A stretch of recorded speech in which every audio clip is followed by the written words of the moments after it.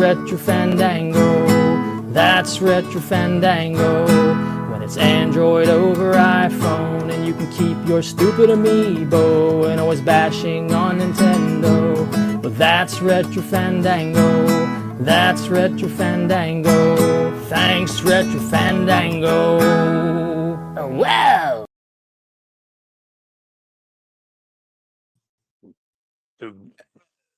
What? What happened? Still can't do that. What? Wow. You fine. That's his specialty. He's like, bite a baby. What was the other one? You bite a baby. What was the other? Baby. Oh, geez, I don't famous remember. Quote. I don't remember. It's pretty bad. I wonder if he can still do that. I mean, if you could do it, I think he can do it. I'm just fixing my tea here. I can't do two things at once. I'm adjusting my I can't push a button and talk at the same time. That is supposed to be a trait of men. We are supposed to be worse at multitasking than women are. I believe. Well, multitasking is a myth. You really only ever do one thing at a time. I hate people who try to show off when they're doing that. I mean, like, how can you possibly do two things at the same time? Come on, that's ridiculous. I don't know. I like to do one thing really, really well, or as best as I can do it. I usually end up doing nothing. That's my strategy. Just do nothing. It'll all work out eventually. Doing just nothing. Like this show. Do nothing for it. It works out eventually. Well, speaking of nothing, your video is a little fuzzy there. Is it? Like, yeah. Like how? You look like you're broadcasting. You look like you're in 1998. I just might be. I might have one of them silent age time shifting portable time devices. Segue there. I go back to 1998. I look fine on my end, but I don't know. That's hard to. Well, it could just be your, coming around the Earth. Yeah, I mean, you are on the other side of the planet. I kind of wish. I kind of wish I was on your side of the planet. The way things are going. Well, we could talk about that. We could talk about that later. Let me just fix up. I'm still fixing up my tea. What kind of tea you drinking? Just red rose tea. Red rose. Yeah, that's my favorite. Remember that one? That's my favorite. When I was doing all like the heart monitoring and all that stuff, taking the blood pressure and that, I went like full off caffeine, no caffeine. And then when I got the okay that like you're fine and all that, and I noticed like when I was taking my blood pressure that a cup of tea or just one cup of coffee didn't really move the needle at all. Once you started to get to 2 cups, 3 cups, that's where things started to elevate. So but I still went like full no caffeine at all because I wanted like a true reading, make sure that everything was okay. And then once I got the okay, I still haven't gone back to coffee, and I haven't, I never really drank pop or anything like that before, but red rose tea, that had to come back into my life. There's just, oh boy. Yeah. I remember that from when I was a kid because you'd always get like a free little miniature inside the red rose tea. Did you? Yeah. There were like little animal figurines, little ceramic camels and elephants and things like that. I never got anything like that. I don't know if my parents bought red rose tea. Like right now, you don't get anything in it other than tea. Back in the day, though, I don't know if my parents bought anything like red rose tea. They were like whatever's on sale, off brand, no name brand. That was their kind of thing. Oh, this might explain it. Hang on. Well, according to AI, figurines are not going away. You'll get one free American Heritage figurine with every carton of Red Rose original envelope variety. So your country's just shutting that down. You're probably smashing them before they come over the border. It's the socialism in us. That is, we just draw a line at figurines in the tea. You guys get everything there in America. You get figurines in your tea. You get a fascist dictator. We don't get any of that stuff. It's kind of crazy. Speaking of communism, there's a game that we played that had some communism in it. Sure. So why don't we just bang this game out, talk about this game, and then get right to some other fun stuff. Richard says he has a stack of things to talk about, so that's going to be exciting. I only have one thing to talk about. Well, let's see if Richard can sure, guess my one thing with just a corner. Can you guess it? Just a corner of my. Is that a Blu-ray disc? It's a I can 4K barely disc. see. That's all you get. Okay. Okay, you know what? I'll go to the front, and I'll give you. You're gonna get it right away. I'm gonna give you that. Hey, there's a little bit of a hot spot from your light on there, so I can't quite see. I'll try to move it. It's either Star Trek: The Motion Picture or possibly Night of the Juggler. I don't know. It's not Night of the Juggler. No, it's Star Trek: The Motion Picture. Oh, okay. Yeah. Hey, directors. Yeah. Well, we'll talk about that after. I got that. Except, mine's the regular Blu-ray. You got it on Blu-ray or just DVD? I got it on Blu-ray. Oh, see, I went from DVD right to 4K. So I don't have a 4K player or TV. Well, if you still buy the 4K discs and plan on getting one day, you still get a Blu-ray in there. That's how they get it. Well, I did that. I do own one 4K disc just because it had the Blu-ray packaged in. Would you care to guess what it is? RoboCop. No. Wait. I'm going to go with the odds. It's a Resident Evil movie. No, but that is a good guess. That is a very good guess. Because to date, the movie that I do have the most copies of is Resident Evil 4, which I believe I have approximately 12 copies of. No, the one 4K disc I own is Howard the Duck. Of course. I mean, that makes sense. That tracks. Yeah. I should have guessed that. All right. The Silent Age is a 2D point-and-click adventure puzzle game developed by House on Fire, an independent studio from Copenhagen, Denmark. Ooh. Little did we know we were getting in on the whole Greenland thing. That wasn't planned. It combines time travel, mystery, and atmospheric storytelling as you explore two very different versions of the world. You play as Joe, not that Joe, this Joe, an ordinary janitor working for a large company called Archon. Okay, in 1972. One day, while cleaning in the basement lab, he encounters a dying man from the future who warns him of a coming catastrophe that will lead to human extinction. I really should read these beforehand. Before he dies, the man gives Joe a portable time travel device and tasks him with discovering what happened and how to stop it. So that's a setup. That's a story right there. And it's just pretty much it's a little point and click adventure game. A lot of pointing, not much adventure, but there was some pointing. And I guess I'll just let the cat out of the bag. I didn't really love the game. I thought it was okay. But it felt very one-dimensional. Like the gameplay in more way than one. Yes. To give some background, the game was originally put out on the phones. It was a phone game, right? It was originally made a lot of sense once I discovered that. I didn't look up anything on the game until after I finished it. And that was my immediate reaction to the visual style. It just had that old school kind of that flash animation that exists on smartphones now. Right.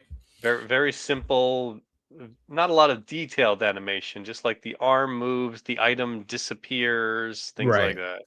Yeah. Yeah. And it's not a recent game. It came out in 2012.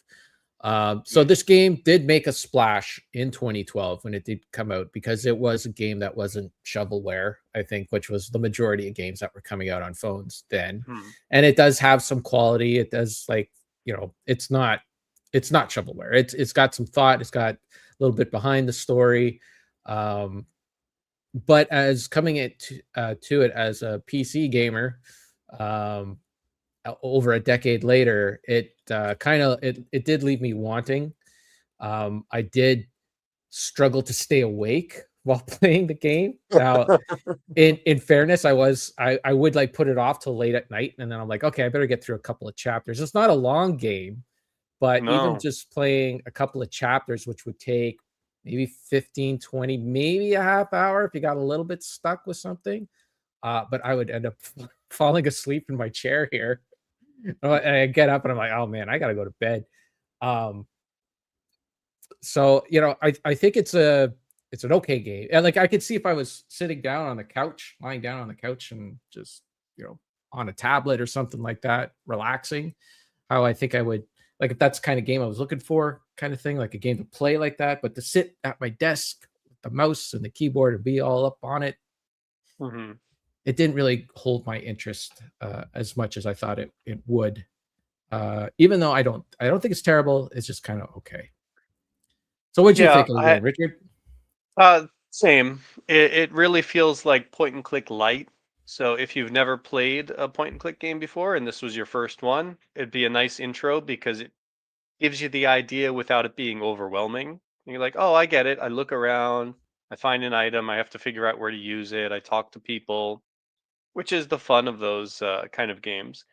But as I was playing through, I just realized, yeah, it is extremely linear because in a lot of point and click adventure games, you're given access to a variety of areas and you go around, you'll find a wrench and you're like, huh, okay, I have a wrench, but I can't use it here.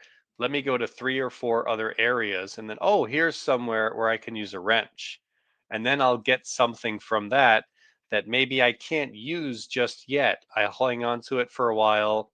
I'll use three or four other items first on different puzzles, then I'll find a use for this other item.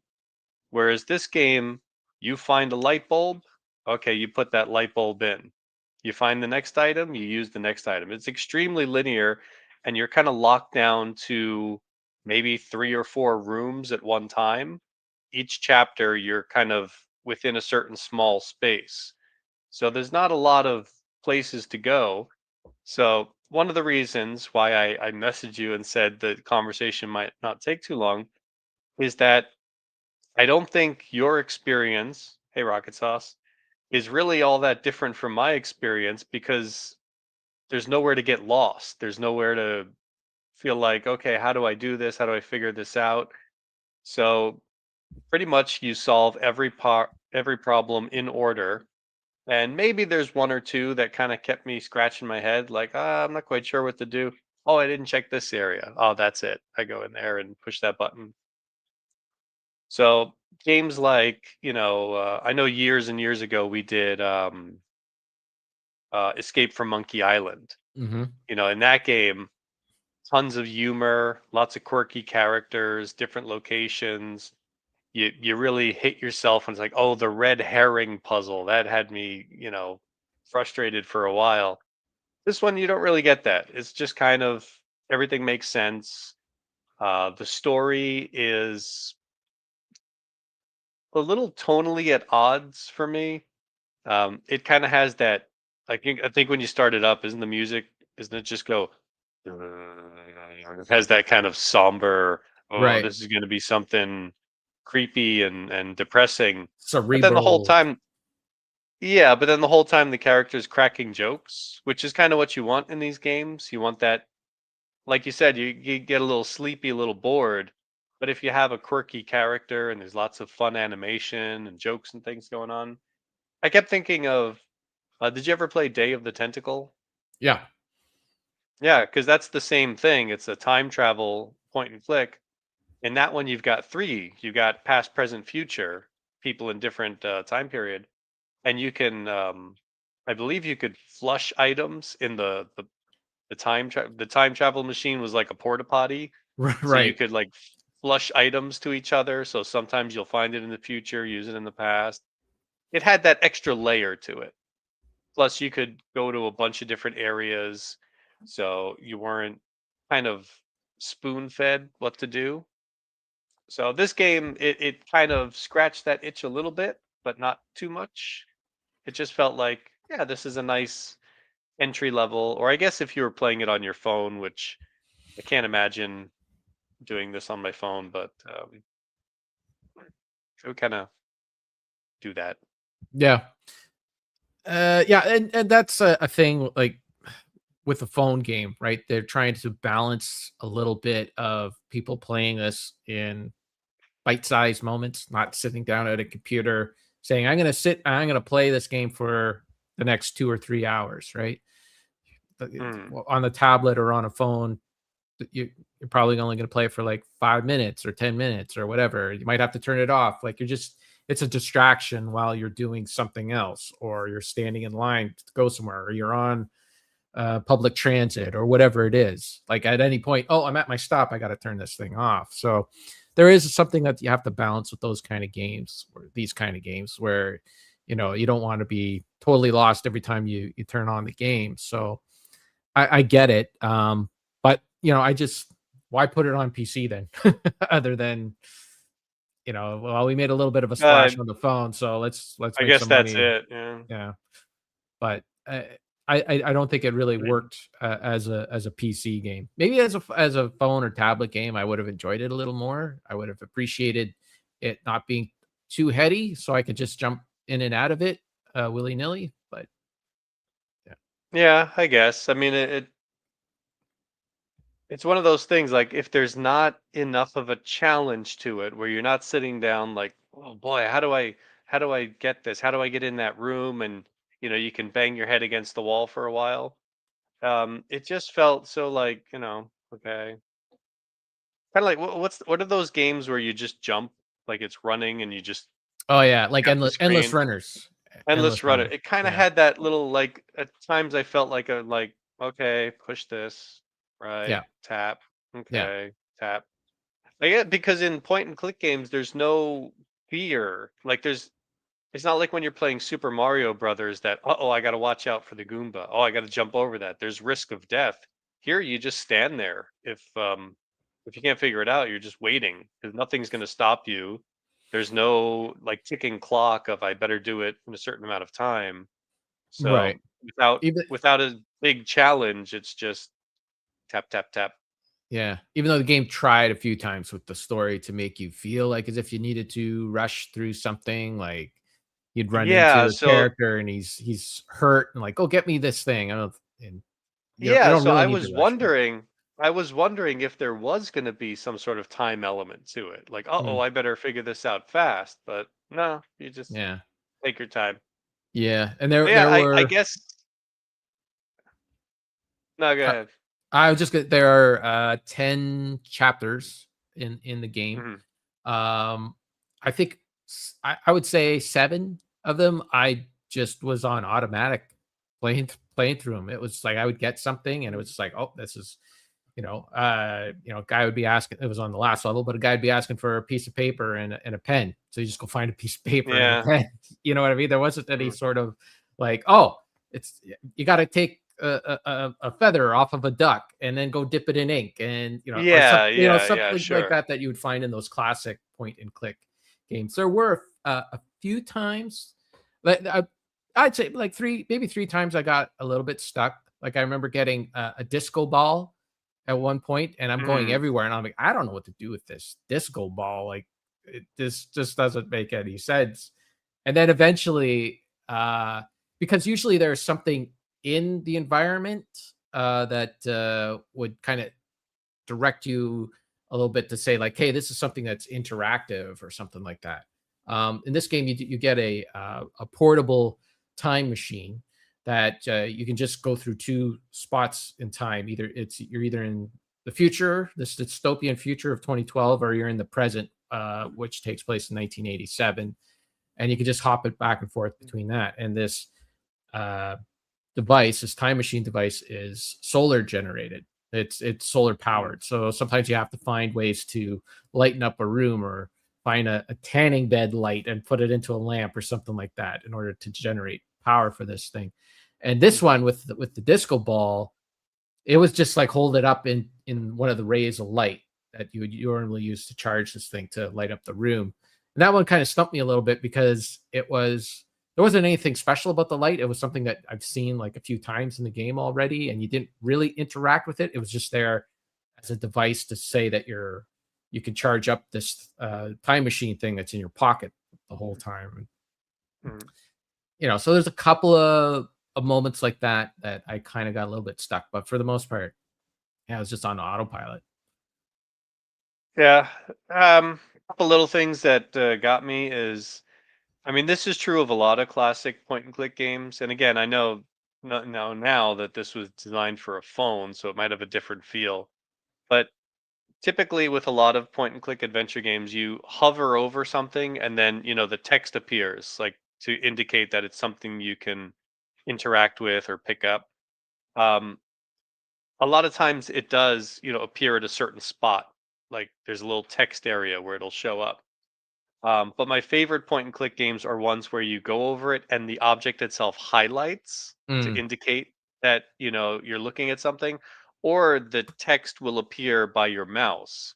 Because quite often on the screen, I'll be hovering over something and then text pops up in like the upper left-hand corner. So I'm constantly like looking back and forth, and it doesn't sound like much, but when you're playing a game where you have to constantly read everything that you're indicating, like my mouse is in the lower right corner, but then I have to go up to the upper left to see what it says. mm, Because a lot of times he'll say something, and sometimes it'll be like a very short sentence. Other times it'll be a sentence that kind of half of it appears and then it fades and another half comes up. right. So it was that little like looking back and forth to different corners constantly. Yeah. Just maybe on a smartphone screen, it wouldn't have been as annoying, but Well, I was kind of wondering that because what I relied on a lot while looking around in the environments was the cursor itself, right? Because the cursor would change from a crosshair to a circle, right? right, Yeah. something So like like that. if it was a crosshair, there wasn't anything there, but if it changed into a circle, that meant that was something there that you can interact with. So I Mhm. was wondering how that worked on the phone, because like, are you just moving your finger all over the touch screen to see if it's going to Uh, change, or is there even a cursor on that? I don't know, but yeah, I would get into some environments and I would just like scan like almost pixel by yeah. pixel back and Oh, forth sure. to Yeah, see. you just kind of cover Yeah, every pixel on the screen. yeah, Well, that's what you have to do in those games.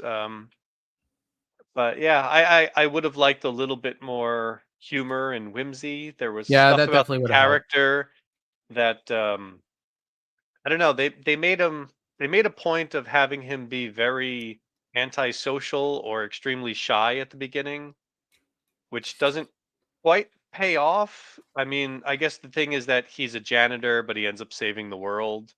The lowly janitor is, Right. so critical.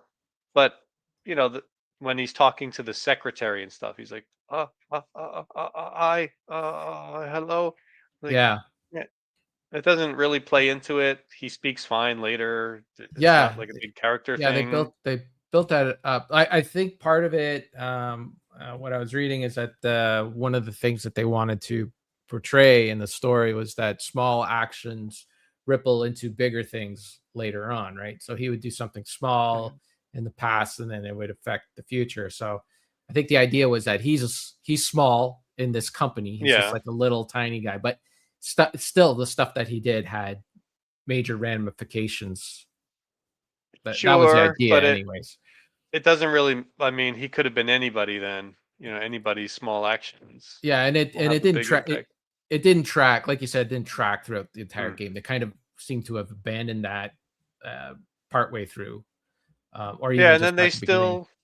just jumping ahead, spoilers, it kind of, he saves the world, but then he's still just a, nobody Yeah, going to yeah, work on the subway. that So was a bit of a I'm not quite sure disappointing what they were ending. going for. Like, is it supposed to be like, wow, this is social commentary. Oh, we're nothing. Yeah, I wasn't quite sure what they were going for. yeah, I don't know either. That ending did it did leave me wanting for one, and two, it left me like wanting them for them to have said more. And yeah, Yeah, it didn't really yeah, it didn't really land with me that much. I would have even appreciated if they spread the story out a little bit more because you'll play like 4 or 5 chapters and then suddenly there's a big story exposition dump in the middle and then like another one at the end where to the point that I really realizing that there was no clever animation going on. I just got up. I had headphones in, which is another thing. They tell you when you play Yeah. it to wear headphones. I think again that's like left over from the phone, right? If you're gonna play this on your phone, don't use the tiny little speaker on your phone. Put the headphones That's in. yeah, I guess so because I was expecting like, oh, is there going to be some sort of like cool horror thing? Am I going to have to Yeah, listen carefully for some little clue? yeah. No, it's just I guess so you don't annoy the person next to you on the train. I guess there wasn't even any like sort of clue that you needed to listen to, like to hear some sort of audio cue or something to tell you Mm. what to do next or anything like that. None of that ever came into play. So I think that Yeah, again, that was just a leftover from the phone, and they probably could have just a taken that direct out. port. Yeah. Um. Yeah. Now there were parts of the story that I thought like, it was okay, for what I think they were trying to do. Basically, so he's yeah, like we kind of mentioned before, he's this janitor at this building. It's like a secret. It ends up being like some sort of secret government. Yeah, it's the They have same some as always. The government right, is misusing technology for financial gain and right. And he inadvertently stumbles on the time machine and starts going back and forth. Then the old guy who starts it, he see this was kind of dumb with the ending. Like they tried to have some twists in the story. hmm, So like he sees like the inventor of the time machine die in the future. He's dead, and so then it's up to him to try to find him again at some other point in the timeline to find him again so he can fix the like time machine. like it's like Marty finding Doc. Right. Yeah. There was a Back to the Future reference in the story as well. Like I think at one point they do say Back to the Future. And then the doctor at the end, the female doctor that he runs into is Dr. Emma Brown. Emmett Brown. Oh, I Yeah. didn't even catch that. Yeah. I think I Uh kind of had checked out at that point. yeah, I don't blame you. But so they they tried to do some tried to have like some sort of say so like anyways he ends up in the future and it's a dystopian future. Everyone's dead, everyone's wiped out, there's nobody around, and Mhm. he's got to kind of solve the mystery of what happened, how we ended up here, how did humanity get wiped out. And it turns out that it's him. He's the guy who he brings he has some sort of avian flu that he catches in the future, Yeah. Mhm. that he's not inoculated for or anything like that. Science doesn't have anything for, and then he brings it into the past, and everybody catches the cold, and by so then he ends up wiping everyone out in the future. So then he kind of just throws himself into. He figures this out. The doctor, it turns out, fakes his death in order to fill him in on some of the story. It was kind of dumb. He wore the bulletproof vest, so he was And okay. And so then he ends up throwing himself into a cryogenic chamber, which they happen to have in these places, Mm. uh, so that he doesn't, you know, pass on this avian flu. And then at some point in the future, uh, they thaw him out because there was a bunch of people who were frozen at this place, and they've been thawing him out slowly. And he gets thawed out, and he runs to Dr. Emma Brown, and he says, you got to do something because I carry this disease and it wipes out the whole. And she's like, yeah, no, we already caught that on you, and we already have a cure for that. We like that disease is like 20 years old. Don't worry about it. So then, yeah, ends up saving the world, but then he ends up just becoming the guy at the beginning of Office Space. He's working in a cubicle, Yeah. the Yeah. friend, you know. So I guess it was trying to have like some sort of meaningful element to the story, but I didn't really land with me. Yeah. I don't know. It's one of those things where I yeah, it didn't say enough. It didn't stick to its message hard enough. Yeah, I wasn't quite sure what they were going for, yeah, but it was okay. yeah, It was okay for the length that it was. If the game had gone on much longer, yeah, I might have not enjoyed it to this level. But like you said, if it's a smartphone game, I guess that's it. It's kind of a time killer, and I guess if you're killing time, at least it gives you something more than just tap tap tap. It's got a little story to it. It's got some voice work at times, but for a lot of it, it's just kind of quiet, and you just go through the motions.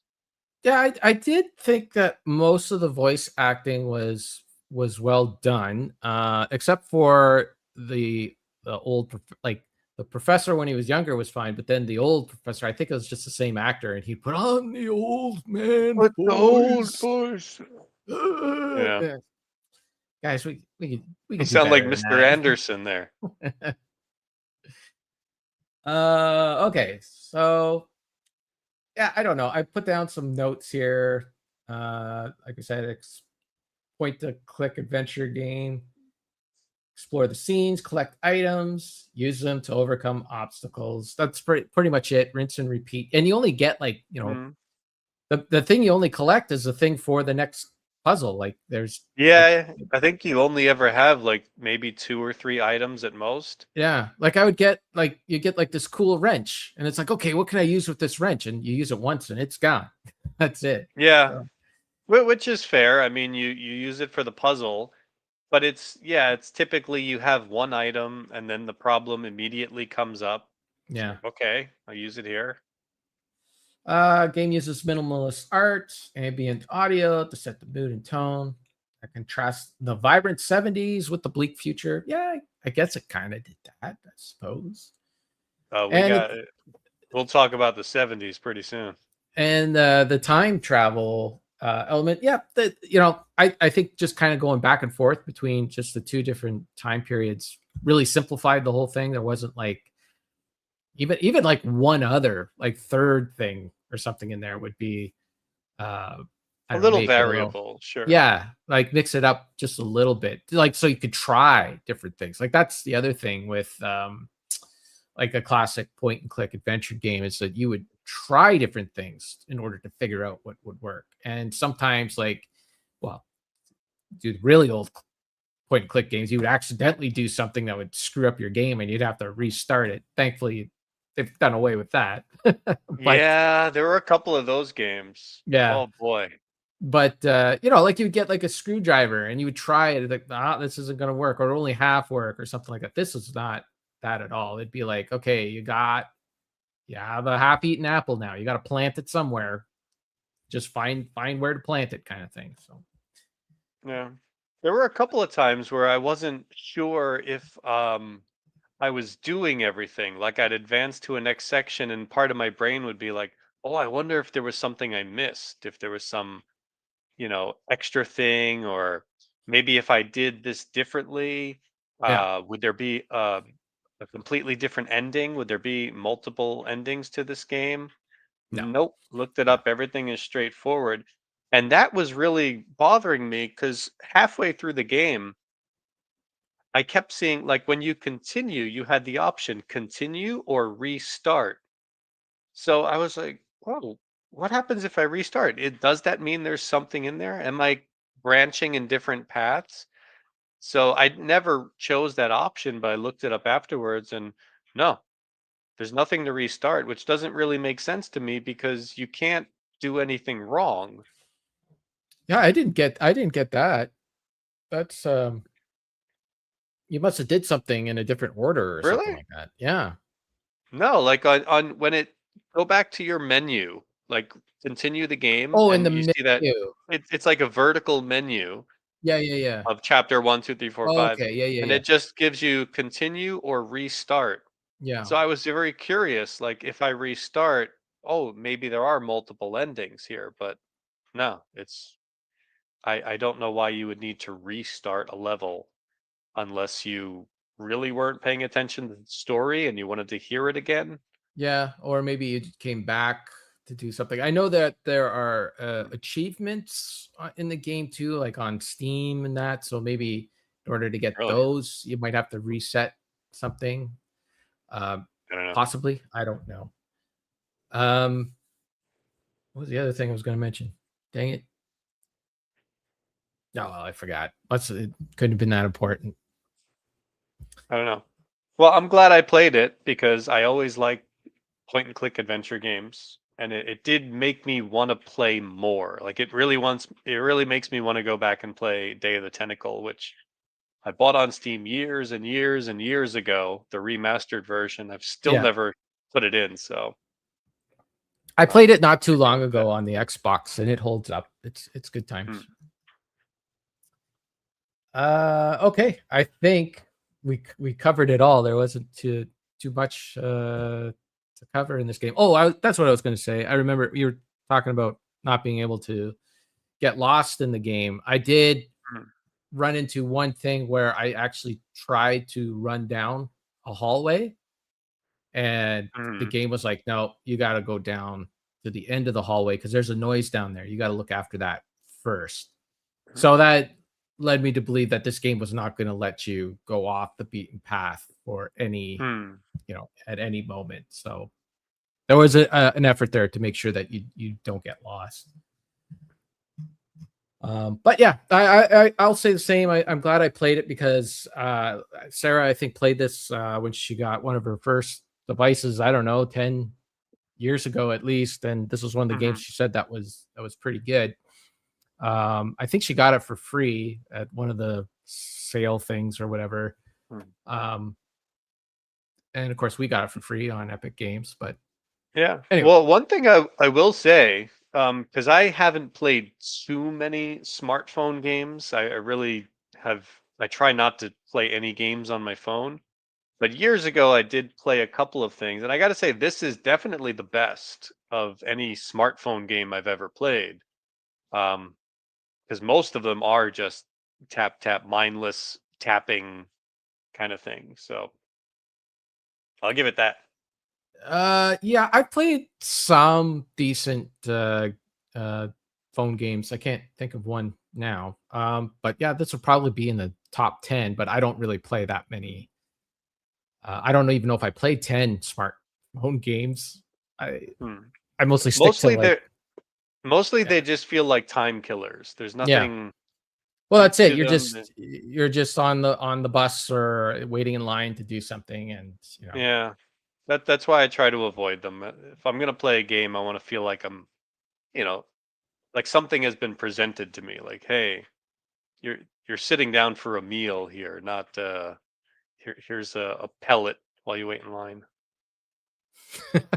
yeah, pretty much some electric candy. Okay, Yeah, so there it electric is. candy. That's a Yep. great way to describe it. So that's the Silent Age.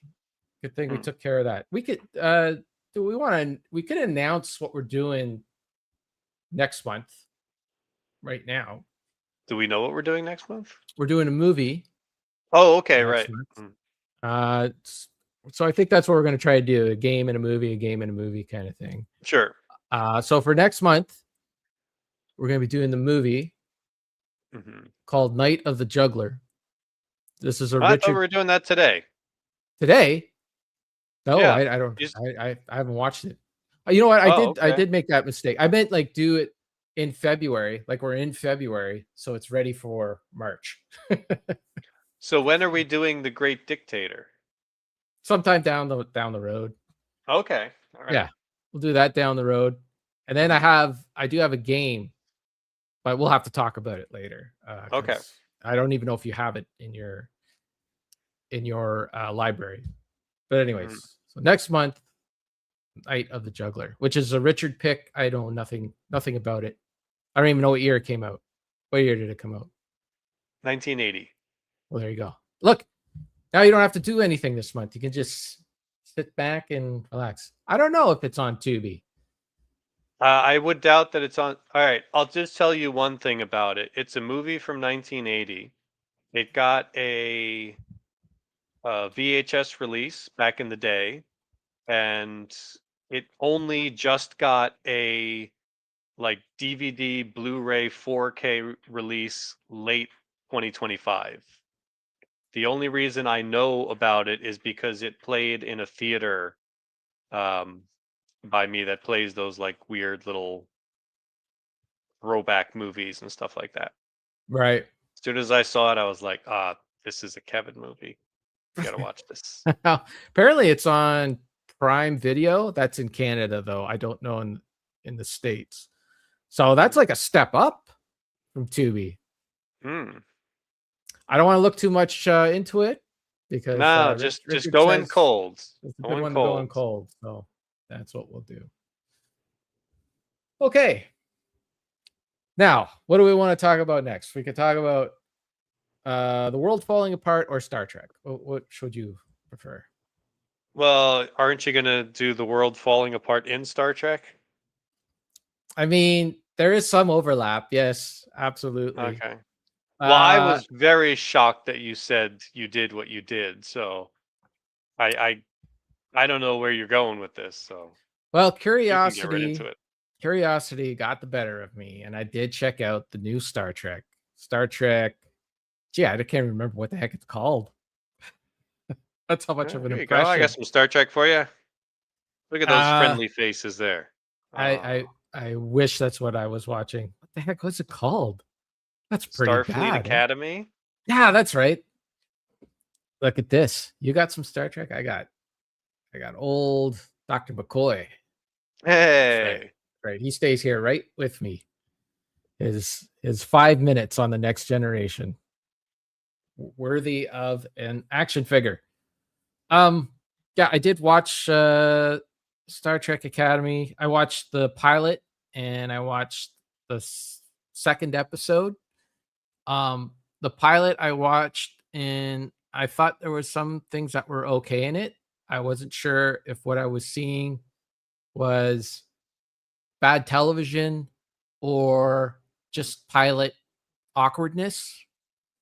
And then I watched the second episode and I'm like, no, I'm watching bad television. And that's it. That's as far as I got. Okay. It's just the same thing. You know, Star Trek used to be a thing that was on television that was kind of its own thing. It had some overlap with some other shows like the Twilight Zone. I like talking the original series, Twilight Zone. And then, you know, in the 80s, 90s, you had the Next Generation and, you know, they had some overlap with the shows there, but it was still its own thing. This is just, let's be like everything else. Let's be like every other show. Let's, you know, constantly barb at each other, not actually have a conversation.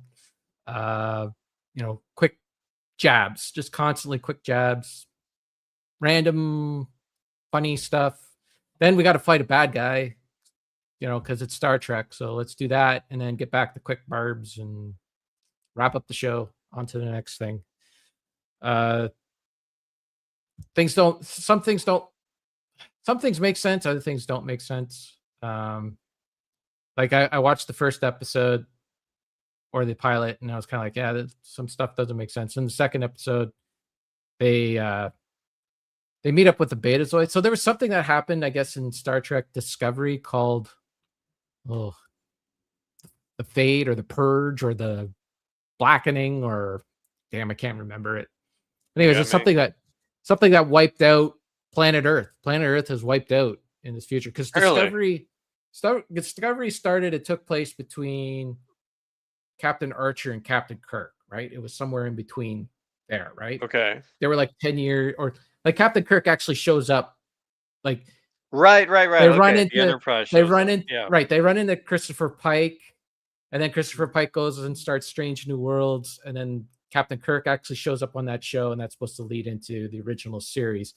But at some point in Discovery, because they had that moldy engine, they had mold that propelled them around. Remember that? It was like some sort of, well, they end up in the future, like the far future, like 100 years past the last episode of Voyager or something like that, maybe 200 years, way past.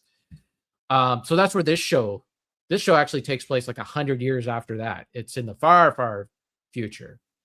So on Discovery, something happened and everything on Earth is completely wiped out, sort of.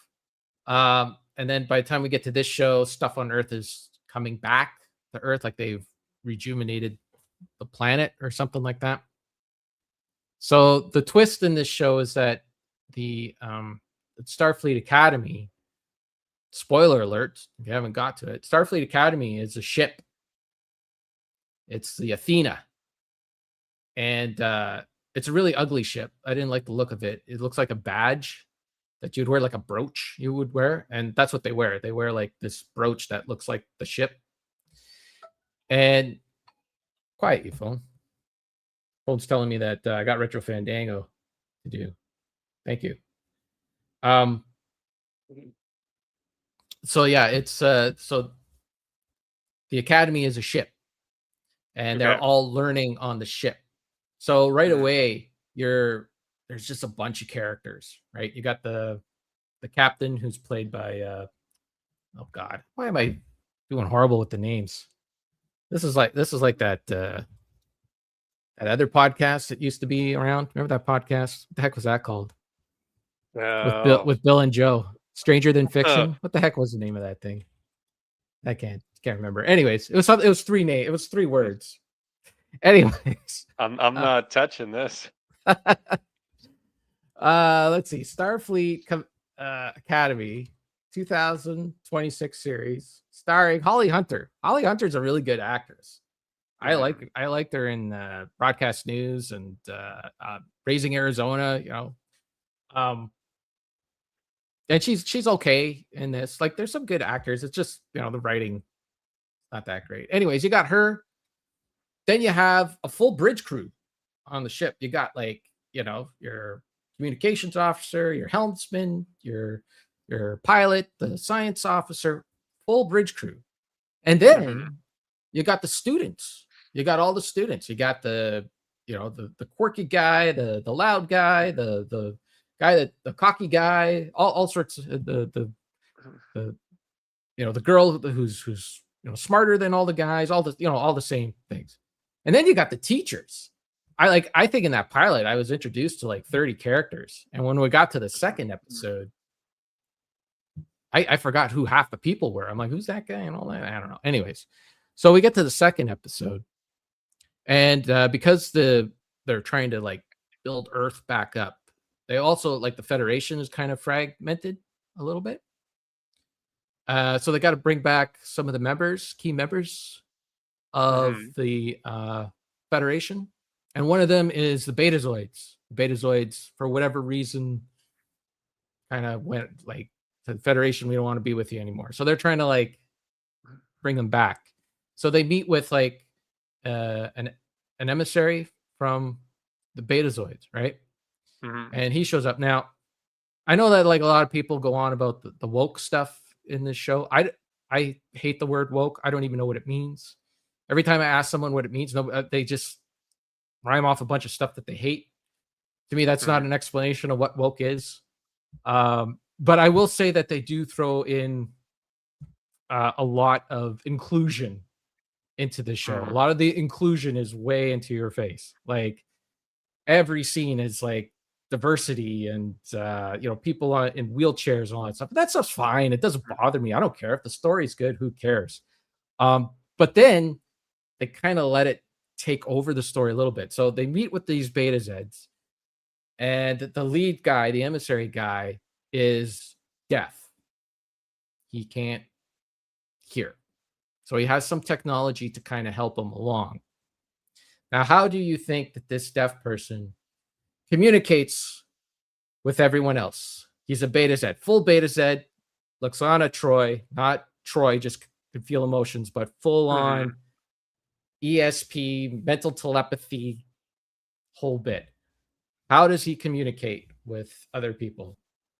Telepathically. You would think so, but no. Yes. He uses sign language. Because with other Betazoids? With everyone. I watched that entire show. None of the Beta Zeds used any sort of mental telepathy. They did not do the whole how Troy and Lexana would have a whole conversation without talking. Sure. And she'd have to say well, let's talk because this is annoying to the viewers, right? Yeah. So I mean, basically that's why they did it. But or even other Beta Zeds would just kind of for some reason, I don't know if they lost their ability or something like that, but yeah, he's using, but then there's the daughter, of course, because there's kind of a little bit of a Romeo and Juliet thing happening in the second episode where the young rebel guy that's in Starfleet Academy falls in love with the daughter of the Beta Z emissary. And she's got this device on her. And he's like, what's that device? She's like, well, I'm actually super Beta Z. If I take this off, my Beta Z powers will just overwhelm everyone around me. Like the police academy guy. Which in Next Gen, there was an episode where they were negotiating some sort of ownership of a wormhole. And there was the guy who took over for Mahoney. Oh, yeah. Lloyd Braun. He was a super Beta Z, and he was communicating with right. This oh no, I think I might be confusing it. I think he was the guy who would bring young women onto have a young woman with him and drain them of their life force, and they would get old really quick. No. Was that not that one? I might be confusing it, but there was one where there was a super Beta Z, and he was communicating with this creature, this ship, the Tin Man. Okay. It was like a ship. It was like a being that was a ship called the Tin Man, and I think the Romulans were trying to get there first, and he communicated with the thing like, hey, blow up the Romulan ship. Anyway, he was a super Beta Z, but he didn't kill everybody around him. He just he was very odd because he kept hearing all the voices, like he couldn't turn it off. Right. It was like Superman. He could hear everything all the time. Right. Okay, yeah. Was that the Lloyd Braun guy? I don't know. No, I think I'm I'm switching. There was the Lloyd Braun because his whole thing was he was getting with Deanna Troy, right, and trying to build up a relationship with her, and she turns on him at the end, says, "This guy, he's a Beta Z. He's been right. He's scamming you guys, trying to get that wormhole." The other one was the Tin Man was the ship, right, and I think there was a different super Beta Z there. Yeah. Yeah. Anyways, it's not very good. I feel it. I don't know. It just seems like simple stuff like that, like Betazoids would use mental telepathy to speak to each other, but they don't. Also, the humor in it falls very flat. It's the same problem I had with the other Kurtzman. Alex Kurtzman is the guy who's been doing this since Discovery. It's kind of crazy. If you think about it, I think he started in 2018, so we're getting on almost a decade long that he has been in control of all these Star Trek shows. And I suppose I'm guessing Paramount is happy with his job. He must be doing okay because they keep giving him more kicks at the can to do this stuff. But I don't understand. You build up the bad guy, the villain in the pilot episode is a character played by Paul Giamatti, and they're going back and forth between Yeah, and he, like I said, like they got Holly Hunter, they got Paul Giamatti, they got a lot of good acting, but it, it's just the writing, like so they have this big scene between the two ships and all that, and they're going back and forth, back and forth. Eventually, the Athena ship finally uh, destroys Paul Giamatti's ship, and they just cut to a character, and they're just like, just give a flippant, like, oh geez, that wasn't too hard or whatever kind of thing, oh, that was a teachable moment, and it's like you build up all this, and then the people there just are so flippant about what just happened. It's not like you Hmm.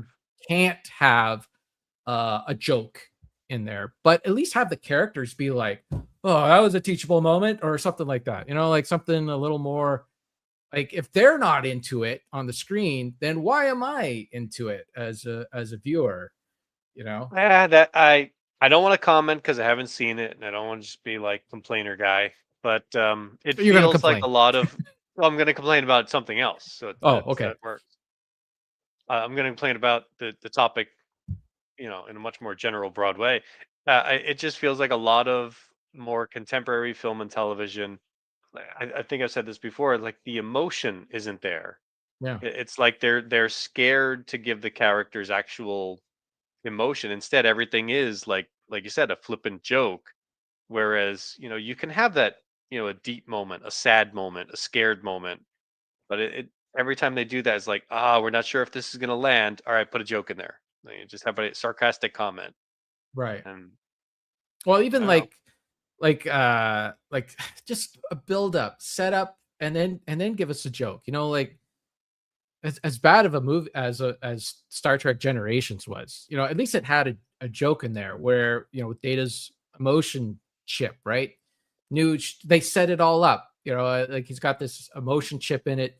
He doesn't really know how to handle these emotions. So then when something happens on the bridge, like the Enterprise is going into it's going to crash into a planet, and they go to Data, and he doesn't really know how to control his emotions, so he lets Protocol go off to the side, and he says, "Oh shit," like Mhm. that's like you know set up punchline kind of thing. This is just like you're not really introduced to this character. She just kind of shows up in the background. She's in charge of reminding the captain to make sure that when something happens on the ship, to involve the students for teachable moments, to create teachable moments. That's her job. She's like the liaison to the students. That's how you're introduced to her, right? And then so they blow up the ship and they go to her, and she's like, that was a teachable moment. I don't know, just carry on with your job, like and like the Or music's going and everything's pumping and everything like exciting, exciting, and then she just like deflates it all. but this is another thing where like, do people act like professionals who would be like in command of a starship, or is it just kind of like lots Oh of no, it's all like one-liners and things like that? no, all one-liners. There's lots of cussing and swearing, and yeah, no, it's like even the way that Holly Hunter will sit in the command chair. She kind of like lounges in it. She'll like flip over to the side and all that stuff. It's very casual, and I don't know, like maybe that's the way people are now, right? Like people go to the grocery store in their pajamas now, so whatever. Maybe Yeah, that's, I don't know. but I don't know. It's just that tension. They try to build the tension, and it's just not there. Like it's like layers upon layers of like every moment has to be filled with something. They can't let anything slide by. Like, they even have Stephen Colbert doing like he's like this voiceover guy in the ship. And anytime there's like a lull in the moment, they like he throws in like, and it's not like, hey, there's something happening in the cafeteria in 15 minutes. Make sure you're there or whatever. It's like he's got like a scripted joke to insert, in there. Like, hey, make sure that you check your fire extinguishers because you don't want to set your pants on fire, you liars, or whatever. It's like something stupid like that, Mm, not that stupid, but stupid, you know, just okay. constant layer upon layer. Like sometimes you're trying to listen to a character and there's like so much other stuff going on. I, I don't know. And then, my whole thing with uh show don't tell. You're a television show. You got to show Mhm. things. The show starts off and it's about there's a mother and her son, and they're locked into this. They're detained in this room, and the son's like, "What are we gonna do, mom?" And the mom's like, "I don't know.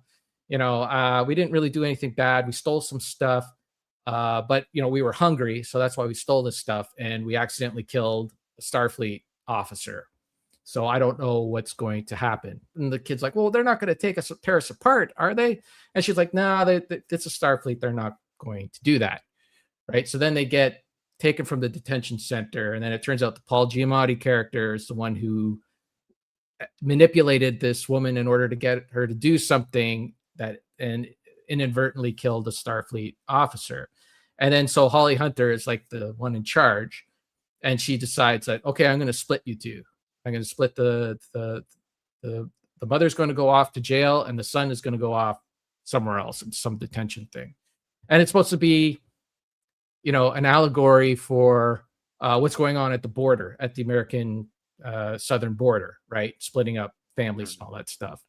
But it's done in a very ham-fisted way, like it's just kind of like hit over your head. Then it doesn't say anything about it. It doesn't like actually have some sort of teachable moment or a lesson or something like that. That like old Star Trek would, like they would build up to that. So in this, like everything that happened before that, like it's all just told to you. It's exposition. Like if they actually showed us, like that could have been the pilot right there. That's a whole pilot right there. Actually show us what happened, show us how this, but they can't do that. They got to get to Holly Hunter right away. They got to get to the people they, paid to be on the show right away. But you end up not feeling anything for this mother and son other than it's this mother and son that's being tortured, but you don't have any sort of connection to them. You don't understand who the heck they were or anything like that, or what made this kid special or anything. So to me, it's bad writing. I'd be very curious. Like, I really wish that you could get that insider look into the writing room, because I mean, it's weird because a lot of the complaints, like things that you're saying now, things I'm sure is all over the internet. Again, I haven't seen it, so I don't know. It's got to be things that in the writers' room they're like, okay, this is going to work, this isn't going to work, this is going to have this effect. There's got to be some master plan behind it, like why they create it the way they do. And I want to believe that it's something more thought out than just, well, we're trying to target younger kids. This is kind of stuff they like. They sit in chairs like this. They like quippy jokes. They don't have attention spans, something Yeah, like that. yeah. They're on other devices while the show's on in the background. So we constantly have to be like, hey, look at me, look at me. I'm guessing. I don't know. I Okay, think well, that's while it. Like, I mean, maybe these shows are fantastic and are doing well, right? Like, obviously, like this guy's been doing it for 8 years, and they keep giving him more shows, so they mm, must be happy with the results that they're getting. It can't be that people are ignoring it. If they were ignoring it, then they wouldn't. I assume that they would move on to someone else, right? right, or they're surviving on people like you who just like, all right, out of curiosity, I'll watch it. Okay, I'm going to talk about it on the internet, and enough of those views are enough to propel it forward. Well, listen, my view was from the Bay, so I don't think it counted anything. Yeah, Saw says we want Star Trek, but not boring. Hmm. I'm sorry, I don't find Star Trek the original stuff to be boring at all. In fact, Hmm. I watched what many would consider to be the most boring Star Trek film of all time, Star Trek: The Motion Hey. Picture. Now, this is what Star Trek was Star Trek. My favorite thing about this movie, other than the movie itself, is how the parodies of William Shatner, like all those people, all those actors and stand-up comedians and all of that, Mhm. everyone from Jim Carrey to uh, what's his name, the guy that does Busta some excellent. Rhymes. Busta Rhymes does a Shatner impression. Everybody does a Shatner impression. Anyways, all those hadn't caught up to Shatner yet, right? So he's just full Shatner. Like, where I was watching the movie with Sarah, and there's that point where Spock has to send the code to V'ger, to let them know that they acknowledge that they received the signal, but Spock's got to figure out how to send it. Kirk's just sitting in that chair and he's like, Spock, come on, Spock. You got to send the Now, signal, Spock. come on, Spock, now, Spock. Anytime, Spock, But Sarah's just loving it, right? I'm like, because you could tell like that stuff kind of got to him by the later movies, and he toned all that stuff down, but he was like right in on it. Anyways, yeah, I've only had the director's cut. I do have the original cut on Blu-ray, but the director's cut I have not seen on Blu-ray before. I've only had it on DVD, and it's the best way to watch it. And I can finally see everything. I can finally actually make out what the heck V'ger is when it comes to the planet. Before I couldn't tell what the heck it was, like what it looked like or anything. Now I can see like the big cigar with the fins coming off of it and all that, and special effects and all that stuff look great. I still fast forward through the Enterprise reveal that goes on for 3 minutes. You can't do that. Oh, I did. That goes on way too long. I don't need to see that again. I told Sarah this was too long in the original cut, and it's still too long. It's some fine beauty pass right there. I don't need it. I'm good. I've seen it enough. It's important to the story. It's important to the emotion. I can't take credit for this observation because I did see it somewhere else, but the time it takes for them to go all the way around the Enterprise and to see how big and massive it is, and then later on when the tiny little Enterprise is going all around V'ger and you see just how incredibly massive V'ger is, there is a purpose to it. Sure. Okay. I think that could have been done in 30 seconds and not 3 minutes. Honestly, I think you could have conveyed that in a lot shorter amount of time. But yeah, every time I watch this sucker, I just enjoy it more. I mean, as a kid, I didn't really care for it. I didn't get it.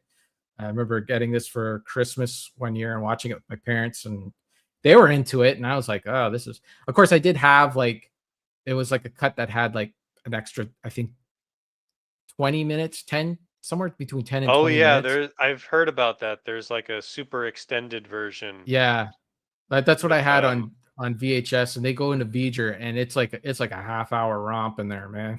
It take forever in there, and it's a lot of shots of Sulu going. Just okay. Tone it down, guys. But this director's cut, yeah, it kind of I've been going on about it since it came out on DVD.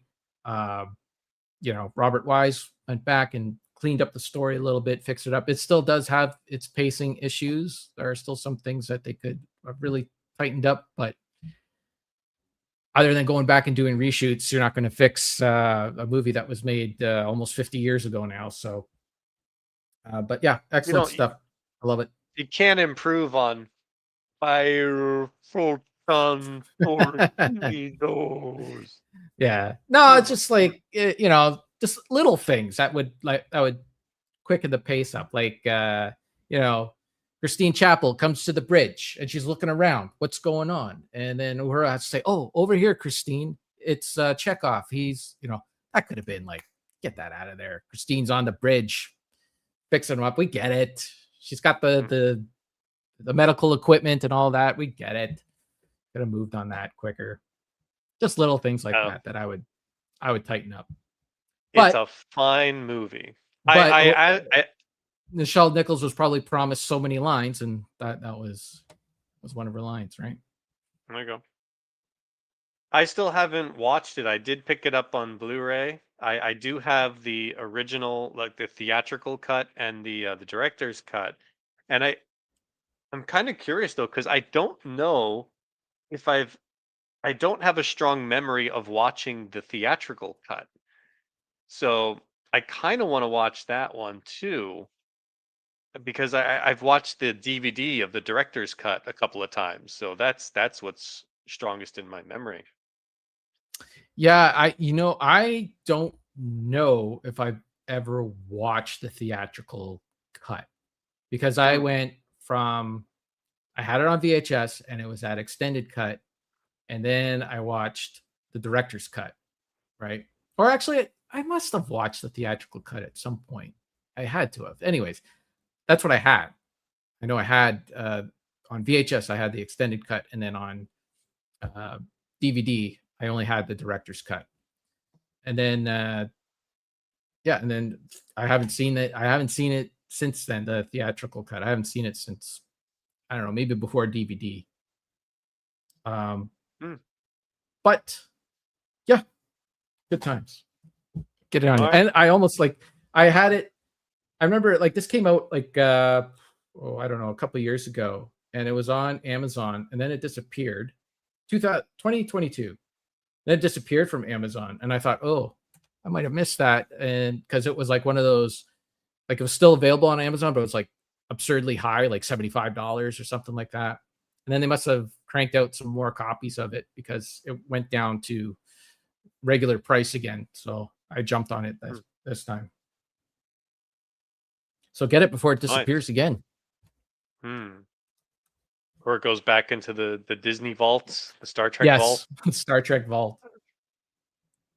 Okay, well, I'm going to talk just a little bit about Star Trek, but to keep you on board, Sauce, take a look at this. I brought this just for you.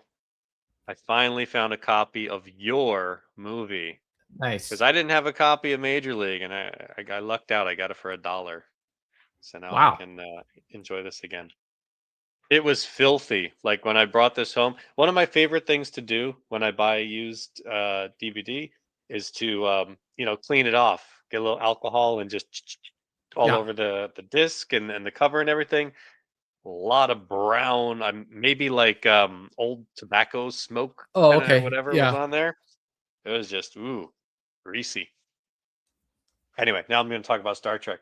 So I finished off Next Gen Season 3. So while you were watching Starfleet Academy, I got the Best of Both Worlds Part 1. Nice. Yes.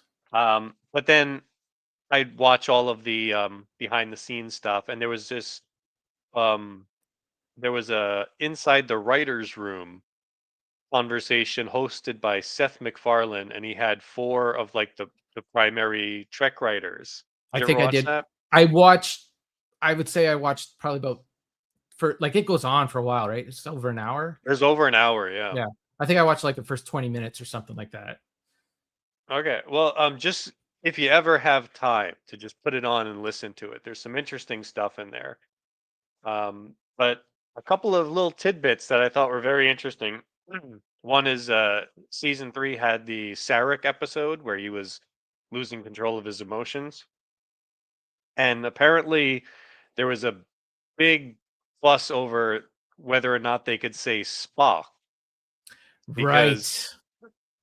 you showed me your DeForest Kelly, your Dr. Bones there. Right. Uh, Apparently they were saying like that's it. We had DeForest Kelly in the first episode. That's the only reference we're going to make to the original series. We're not going to talk about it at all. And that was some kind of rule they had set down. And the writers like, why? That's the rule. We're not going back. Everything's moving forward. We're not going to reference it. So there was this big push to get because they do the mind meld and Picard's having all the emotions, and he says Spock in the episode. But apparently that was like, no, we're not going to do that.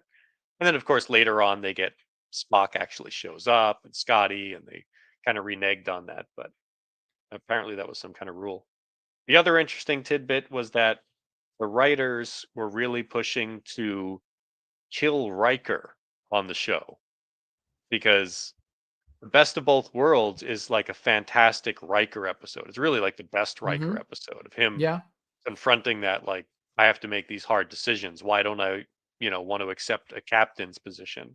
Right. Um, and then after that, a lot of people say, well, Riker's character just kind of stagnates after that point because he was supposed to be the career guy that was constantly moving forward. But why is he just staying here doing nothing?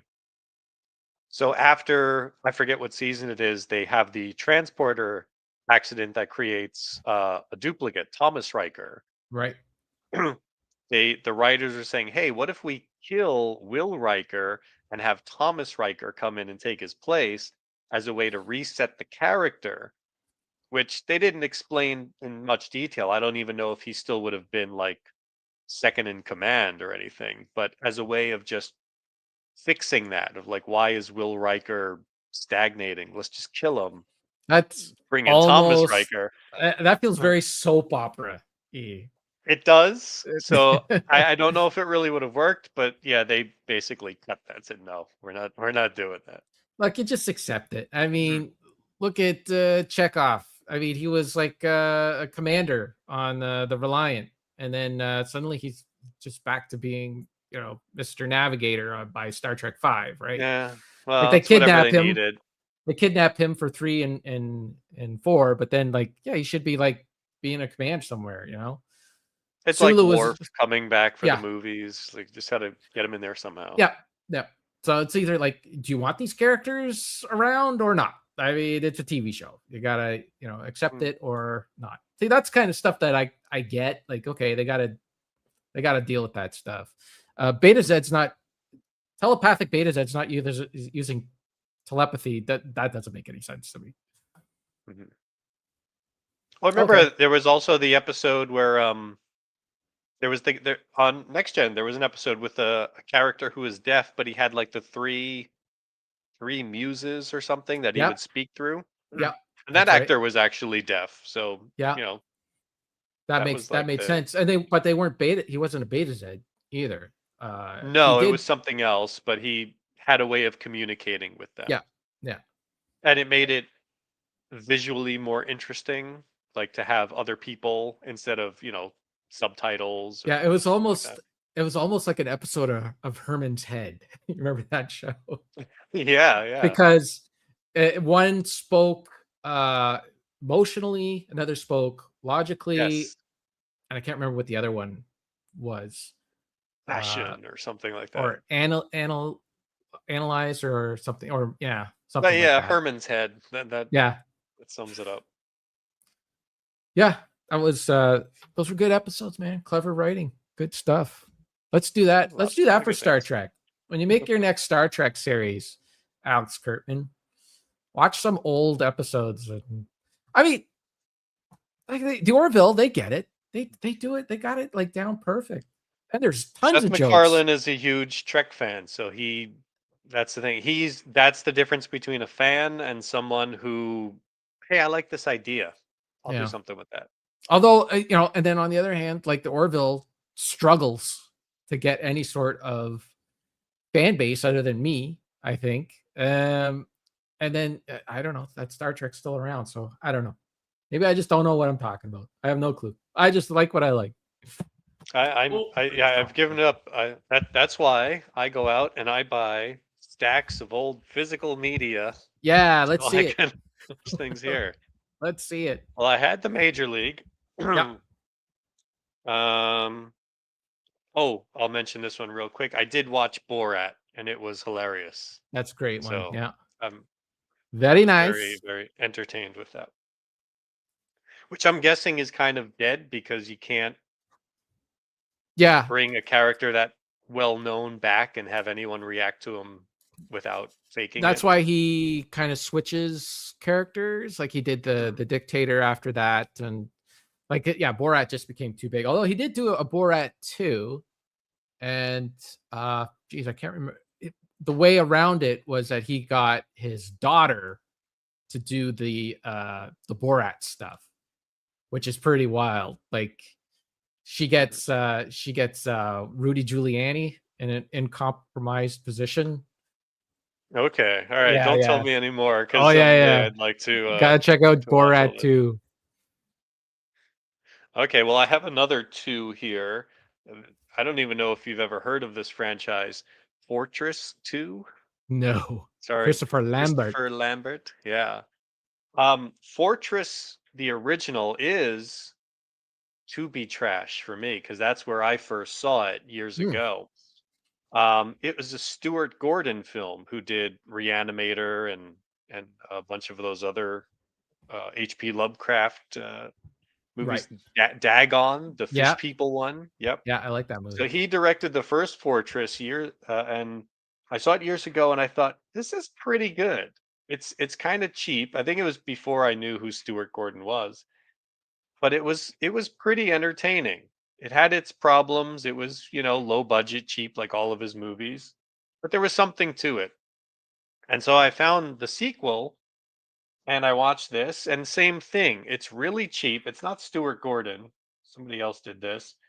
Um, but it's got that fascist government, whatever, locking people away. It was like a big prison, and he's got to escape. And this one is called Re-Entry. He goes back to the prison planet, whatever it is. Um, and it's almost there. It's like one of those movies you want to root for. Yeah. It's like, man, I wish they had a little bit bigger budget. I wish they had time to develop this more. I wish they had, a better production value. It's almost there. It's kind of fun. I've never been able to find the original Fortress on physical media though. Sometimes it pops up on Laserdisc and stuff, but I've been on the lookout for that. Now, your physical case for the DVD, it looks like a CD jewel case. Is that Yep, common in this was Japan? I believe this was an early style of packaging DVDs in Japan. You do find a number of these. Okay. Um, they're kind of neat. It says, or I forget, somewhere on this it had like a DVD logo embossed on it. But no, it's your basic CD case. They just made them for DVDs, Mm. and they're kind of neat because they take up a lot less space. Yeah. I mean, whose bright idea was it to have a DVD case be so much larger than the disc itself? So part of it had to do, well, it was all marketing. Really, it was marketing. Mhm, They were charging more for it than you would a CD, so it looked like you were getting mhm, more. They wanted the rectangle format for the movie poster, although they went sure. ahead and photoshopped different movie posters for most DVDs, anyways. But that was the Mhm, thinking. That was the thinking, and shoplifting, right? Made it more difficult to, there you go. yeah. I don't know. Well, I got another one here. I had never seen this before. The Frighteners, the Oh, Peter you've never Jackson film seen with. the Frighteners? I My had never goodness. seen it, and I was very surprised to see Jeffrey Combs' name Yes. in the credits. I was like, Yes. "Oh boy, there's something really weird about seeing Jeffrey Combs and Michael J. Fox in the same scene." I don't know what Yeah. it is, but it's like I don't know. Two worlds collide. Yeah. B movies and a guy who was in a lot of big budget A movies. So it's okay. No, It's got its weaknesses, but there's a lot of fun stuff in here. I'd say it's mostly Um, fun. Mostly, I think it's one of those movies that you watch it and you're like, "Oh, okay," and then gets better on rewatches because maybe. you're Yeah. waiting for all those good moments to show up. Sure, yeah. Although there were parts of this where it felt like Michael J. Fox might not be having the best time. It just, I don't know if it's the way it's shot, edited, whatever. I did read that this was the point where he decided he didn't want to do movies anymore. Yeah. Not necessarily because of this, but because he was away from his family on location. Yeah, Maybe like if it he was actually, I don't know when he actually found out about his diagnosis, if that was I think anything around this so. time. I think he knew because there was that was around the time that he came back to Canada and he kind of went on like a tour of Canada, and the media Hmm. was kind of following him around a little bit. And like I was in North Bay when he was in North Bay, and nobody knew why he was like, "Why are you here?" kind of thing, you know. But he had spent some of his childhood in North Bay, and he was looking around. And then it came out later in his book that that's when he found out his diagnosis, and he kind of went on a little pity me tour, kind of like going through his past and um, Hmm. yeah, because his dad was in the army, in the Canadian Army, and there's was a radar station in North Bay, and that's why he was in North Bay for a little period of time. But so yeah, he did get his diagnosis, and then Frighteners, I'm pretty sure was the last movie he did before he started Spin City. Spin City, yeah. Yeah, Which was a pretty good show, yeah, it from was what I decent remember. until Michael J. Fox left, and I think they replaced him with Charlie Sheen. Charlie Sheen, yeah. Yeah, yeah. Um, oh, just before I forget, Sauce, you did mention earlier, go watch the new Sam Raimi movie, Send Help. I do want to see that. I'm planning Me on too. going to see it in a couple of days. Oh, you're going to the theater. Going to the theater. Wow. All right. Hmm. Okay, and this I guess is all for you. I don't. This is a little bit of your influence. I wasn't planning on doing this. This All this right. wasn't I like it. this wasn't. It just happened to be. I saw them and I was like, yeah, why not? The price is right, so I started buying James Bond movies. Uh-oh. Might be in trouble now. Well, I mean, I was at the shop, the used shop, and they had some of the Daniel Craig movies for Okay. like $3 each. Yeah. So this one has Casino Royale and Quantum of Solace, and Those were the this is first two. Skyfall, third one. I think so. I can't remember it. So I was surprised, like, they normally charge a decent price for Blu-rays, and these were Hmm. like in the budget bin for 300 yen. So, Nice. all right. I'll give them a shot. I've heard a lot of comments about the realistic James Bond approach for these. So when I first saw that the one you say is the worst, the Halle Berry one, the Pierce Oh God. Brosnan Halle Berry Yes. one, Die Another Day. Yeah. I was like, this is so goofy with all the puns and the quips and Pump her the for information. You should pump her for Yeah, so I was like, I thought James Bond was a little more serious than this, and it was kind of silly. And then I watched a couple others and realized, oh, they're all kind of goofy. It's very tongue in cheek, just hmm. lighthearted. So now I'm not sure how I'm going to feel about a serious James Bond if it's more like contemporary action, John Wick, James Bond kind of I stuff. wouldn't say John Wick. I put it like Jason Bourne. I'd put it in that Okay. kind of category. Definitely, there is some humor in it, but there's no like, you know, uh, uh, Pussy Galore or any of those kind of.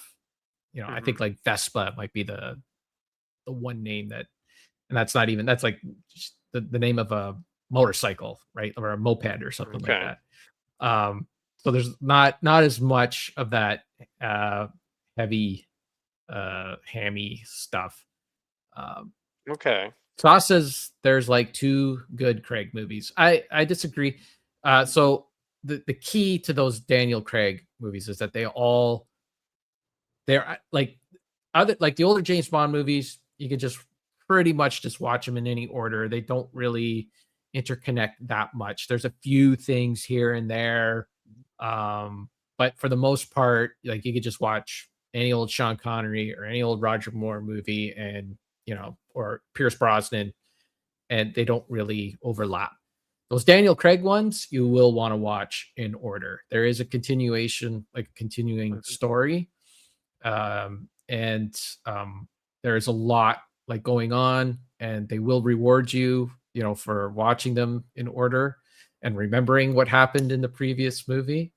But I like that whole entire arc. I think it's 5 or 6 movies that he did, and it does come around full circle towards the end. So Is he done? Like, is yeah, he yeah, retired as James oh Bond yeah, now? yeah, Because didn't he? These started like 20 years ago. When did he yeah. take over as Yeah, Bond? like 2005-ish is when Casino Royale came out, maybe 2006, 2007, somewhere Okay. around How there. long was Pierce Brosnan James Bond? Because he only did four. I think about 10 years, right? He started like Okay. GoldenEye was 96, 95, 96. So, and I think It was Die Another Day Nintendo was, 64. yeah, and I think Die Another Day was 2003. So, Okay. yeah, about 10 years. I mean, um, yeah, Daniel Craig, that story too, like there was only so much that they could do. They had to wrap that up. And the only reason it went on for a little longer than it normally would have was because of the pandemic.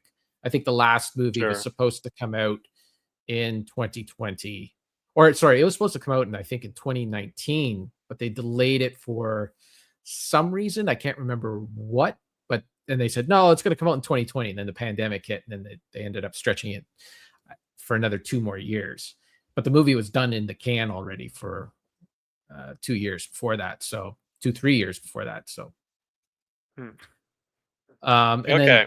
yeah, they've been trying to get back.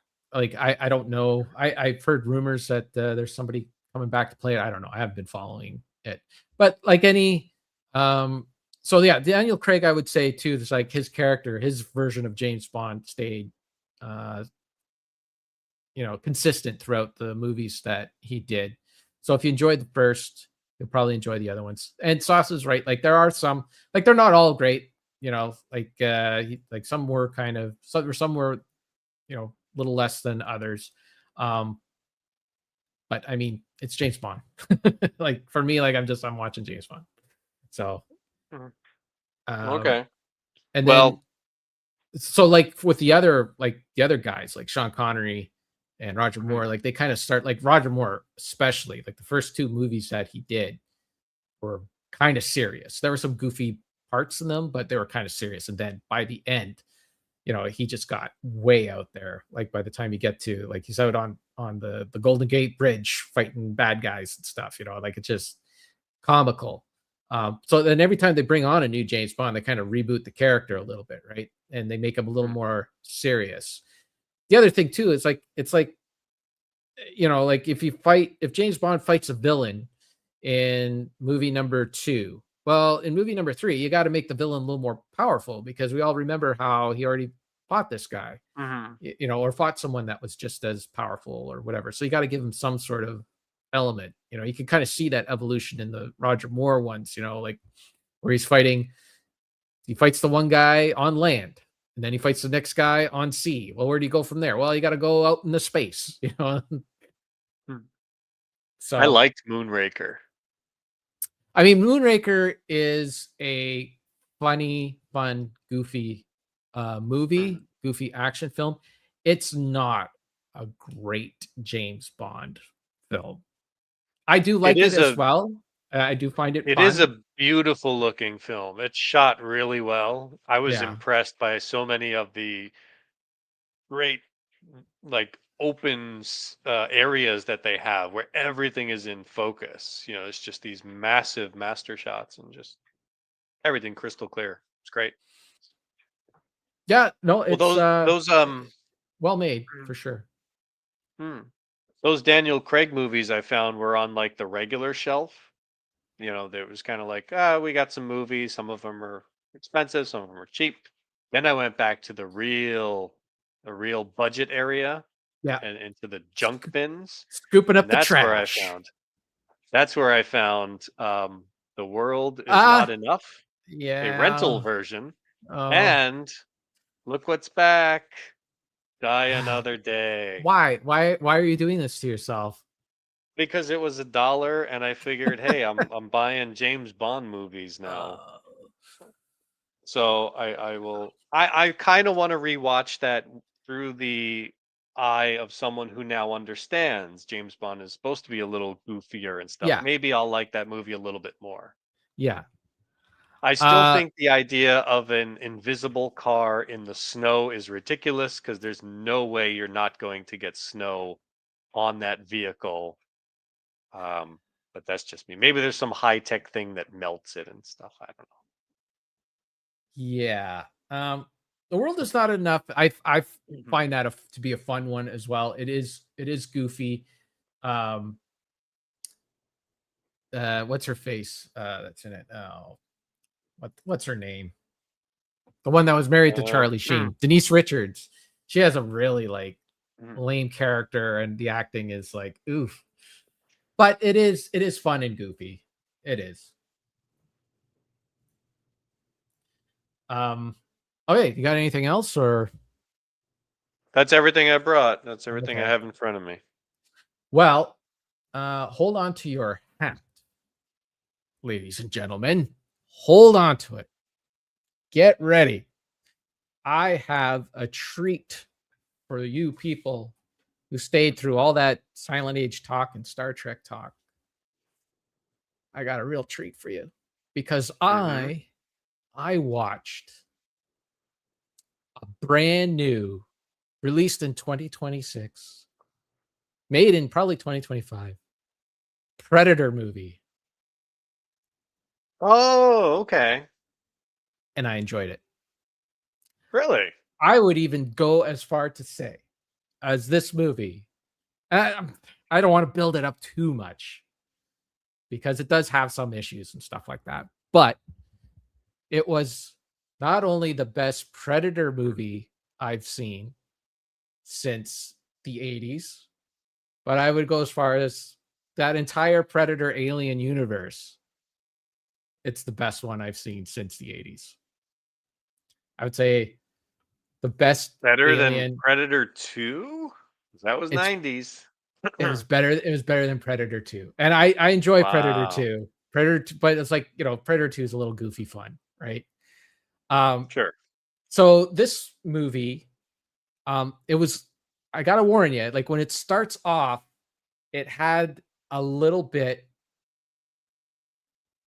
Oh, okay. Well, Sauce says that he's heard that Badlands is good. So look at that. Here you're going to get another endorsement. Now it starts off like you remember that early. You watched a little bit of Discovery, right? Like the pilot or something like that. I saw this first season and like Okay. maybe halfway through the second season. Like you remember in Discovery when the Klingons are talking to each other, and those scenes just go on way too long because they're speaking in Klingon, and Klingon's like not a very pretty language, and it's kind of grating Sure. after a while. Like even just like reading the subtitles while listening to that kind of happens in this Predator movie. It's like about a Predator family. I almost felt it was like that, and maybe like the Chewbacca family in the Star Wars Christmas special, Sure. But at least they give you subtitles so you can understand what's happening. But then like that, it goes on for a few minutes, and I was like, I turned to Sarah and I'm like, I don't know if I really want to watch this. This is pretty tough to sit through. But then the action starts, and there's some fighting, and I'm like, oh, that was well done. That was pretty good. And then the movie is smart enough to get away from that and start bringing in some bringing in, well, basically a human actor into the story, um, played by Dakota Fanning's sister, Elle Fanning, or something like that. The heck's her name? Hey, Elle Fanning. I got it right on the first try. Anyway, she comes in, and the movie just kind of picks up from there. She's does a great job. She's funny, and yeah, I had a good time with it.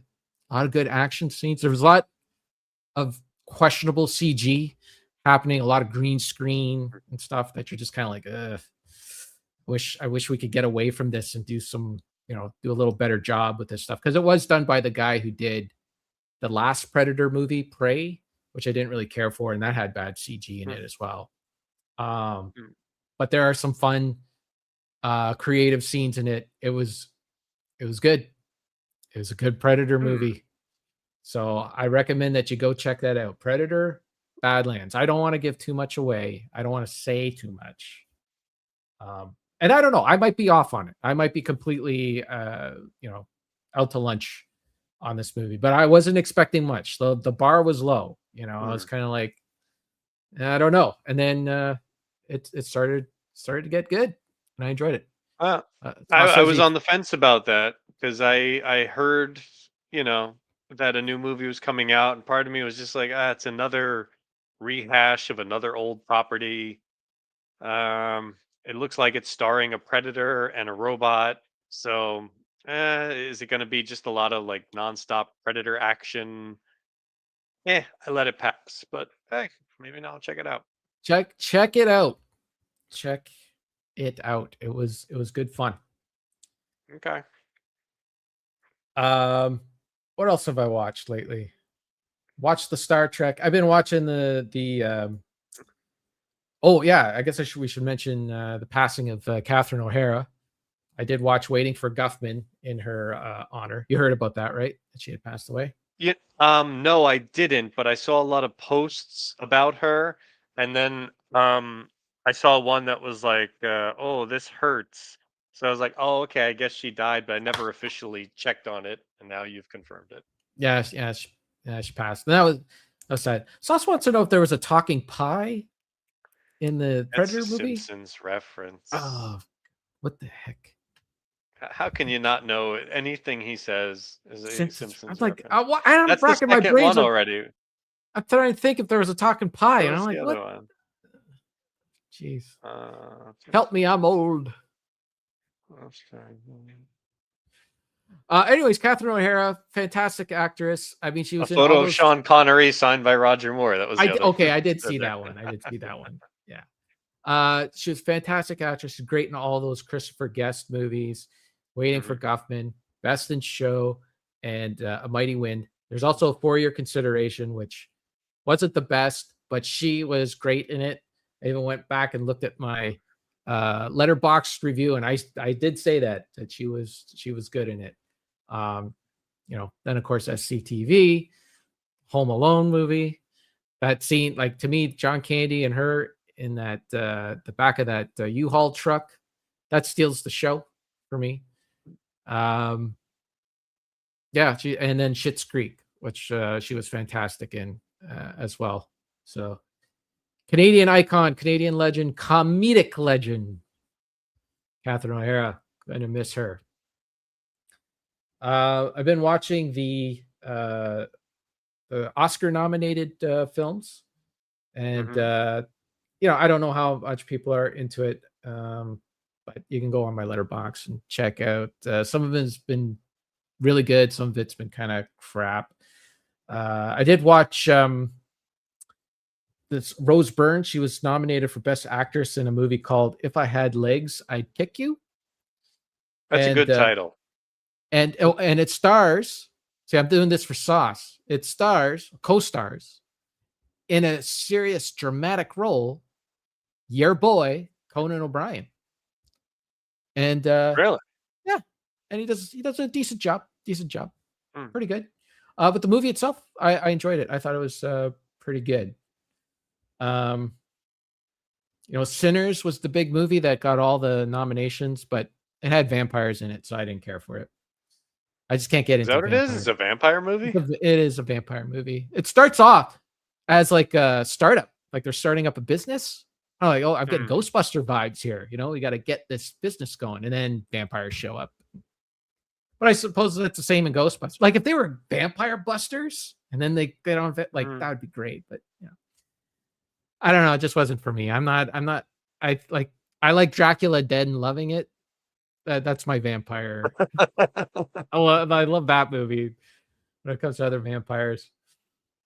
Um, I did watch One Battle After Another. Mhm. Didn't care for that one. That one's just was just weird. Oh, I did. I watched Follow That Bird finally. That the Hey. DVD was sent to me by Creepy Josh, and Mhm. finally got around to watching that. I was waiting for my niece and nephew to come over to watch it at Christmas time, so I had those two Uh, movies ready to go. And the first one we watched, I had Follow That Bird ready to go, and I had The Brave Little Toaster ready to go. okay. And I put in The Brave Little Toaster, and we started watching it. And then I realized that my niece and nephew are now uh, 12 and 11, almost 13. And yeah, Mm. and they weren't feeling it. And I was like, maybe Follow That Bird isn't going to win them over either. So I ended up saving it for myself and the wife. And yeah, that's the first time I had seen it since I was a kid. Forgot how many like heavy on the SCTV content. Like you got Joe Mm. Flaherty, you got Dave Thomas, you got John Candy, um, no Lots Catherine of O'Hara. people in there. No. Um, You had Chevy Chase was in there. You had, Chevy Chase has a cameo. Yeah. what's her name? Sandra Bernhard is in it. Um, Yep. Yep. A lot of smaller roles. Like they're all in smaller roles. They're all supporting oh yeah, the just spit cameos. the Muppets themselves. But yeah, it was a fun movie. My favorite part was so they're all trying to find Big Bird. So they all Mm. have most of them have vehicles. Like Ernie and Bert are in a plane. They have a great Mm. like rip off or take off on the Alfred Hitchcock with the plane flying down on. North by Northwest. Yeah. It was a good scene there. Oscar has like I thought he would have his cab, right? Didn't he used to drive a taxi cab? But he was just in some old jalopy or something like that. I don't know why. I remember Oscar driving a cab. Like he would have like a cab hat. Maybe they came up with that after the movie at some point. I don't know. Yeah. Then the Count is in like some car. Though they're all in cars. But Super Grover, he's got to fly. He's got to fly on his own. He doesn't have any sort of vehicle. So they're all like looking for Big Bird flying around, and they're all driving around, and then Grover, he just starts struggling because he's got to use his superpower, and he's like, "Oh, my little super body is getting tired." That just tickled me pink. My little super body is getting tired. So that's what I say now before I go to bed. I tell Sarah. Sarah's like, "Are you on the way to bed?" I'm like, "Yep, my little super body is getting tired." That's a great movie. It's really good. It was a lot of fun. One of my favorite things is that at the end when Big Bird is jumping off the car, you know, it was made at a time when they could do that and not have all these safety regulations and have to constantly worry about what kind of message is this going to send for the kid. They're going to try to do this and emulate it. Just have it's a fun scene. I mean, the other thing he says, like he's asking Gordon's like, I'm not allowed to do this. Like, I'm giving you permission. Jump. Right. Yeah. It was a fun movie. I remember like the biggest thing I got a kick out of was that you got to see the other side of Sesame Street, right? Because on the show, it's a set. And you only got to see the one side. And the cameras are always on the street. So you never actually got to see the street itself. Whereas in the movie, you get both sides. And yeah, I enjoyed that. So that was good. I watched so they've been coming out with a lot of documentaries lately too. Like I think talked about the John Candy documentary that came out a little while ago. And then so there was an Albert Brooks one that came out lately. And then there's this Chevy Chase one that had come out recently. And they also have a Mel Brooks one that I haven't watched yet. This Chevy Chase one, it was pretty good. It's called I'm Chevy Chase and You're Not. And it's just a talking head, documentary. It's just like, interviewing people throughout like that worked with him at different stages in his career and whatnot. And, it's one of those movies that if you hate Chevy Chase, you'll probably still hate Chevy Chase. Like, I don't think it'll win anybody over, but if you like Chevy Chase, it kind of gave a little perspective on his asshole persona that he has.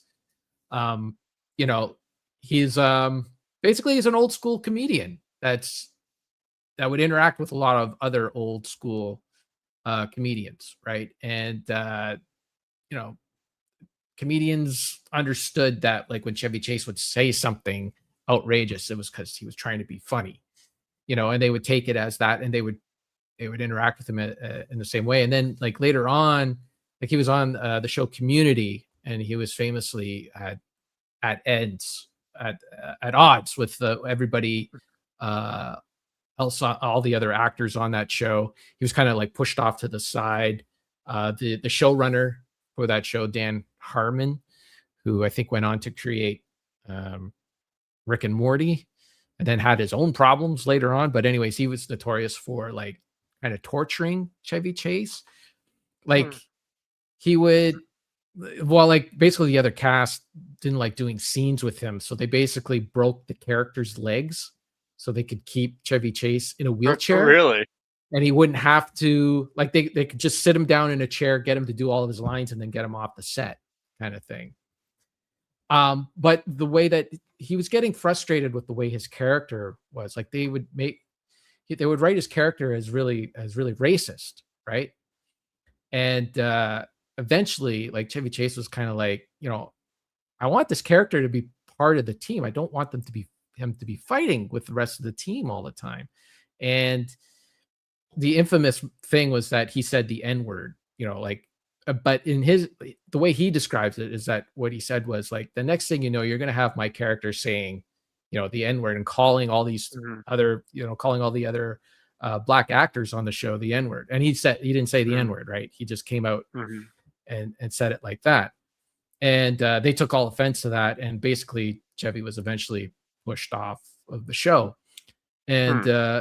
you know, he he says it like he says like, well, I used to do scenes with Richard Pryor, and you know, I would call him the N word, and he would call me other things, and they try to explain like that was Richard Pryor, that was Richard Pryor. That was a different person. You're dealing with a whole bunch of different other people that just don't Mhm. appreciate it. But to him, he couldn't relate, couldn't like figure that Hmm. stuff out. So it kind of gave that, more of an understanding of who Chevy Chase is and was. Then a lot of the movie towards the end kind of fixates on the 50th episode, or the 50th anniversary of SNL, and how Chevy was Hmm. kind of like pushed off to the side, even though in that first season, really Chevy Chase was, he was the reason why that show took off, right? There wasn't Hmm. any sort, like, none of the other actors had, even the show itself didn't really have that much